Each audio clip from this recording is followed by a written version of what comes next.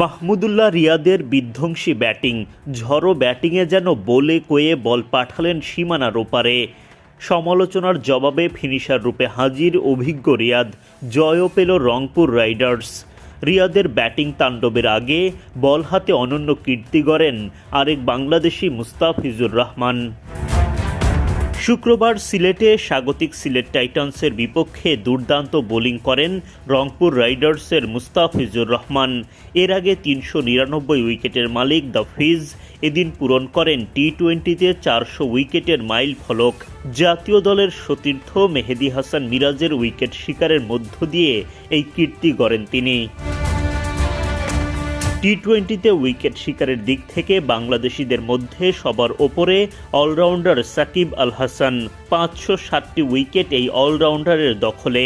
৩৫৩তম ম্যাচে ৪০০ উইকেটের মাইলফলক স্পর্শ করেছিলেন সাকিব। মুস্তাফিজ ৪০০ উইকেটের মাইলফলক স্পর্শ করলেন ৩১৫তম ম্যাচে এসে। বাংলাদেশে তো বটেই, পেস বোলারদের মধ্যে দ্রুততম ৪০০ উইকেটের মালিক বনে গেছেন কাটার মাস্টার। ৪০০ উইকেটের ম্যাজিক ফিগার স্পর্শ করার পরও থামেননি মুস্তাফিজ। আফিফ হোসেন ধ্রুব ও খালেদ আহমেদের উইকেটও তোলেন তিনি।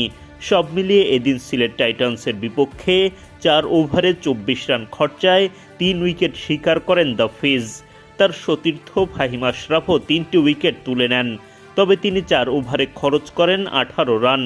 ফিজ ফাহিমদের দাপুটে বোলিংয়ে ২০ ওভারে ১৪৪ রানের বেশি করতে পারেনি সিলেট। ১৪৫ রানের লক্ষ্যে ব্যাট করতে নেমে বেশ সংগ্রাম করতে হয় শক্তিশালী রংপুরকে।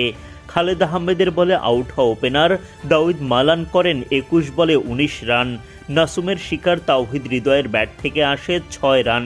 ৪৪ রানে ২ উইকেট হারালে রংপুরের হাল ধরেন লিটন দাস। সাইম আইবের বলে আউট হওয়ার আগে লিটন করেন ৩৫ রান।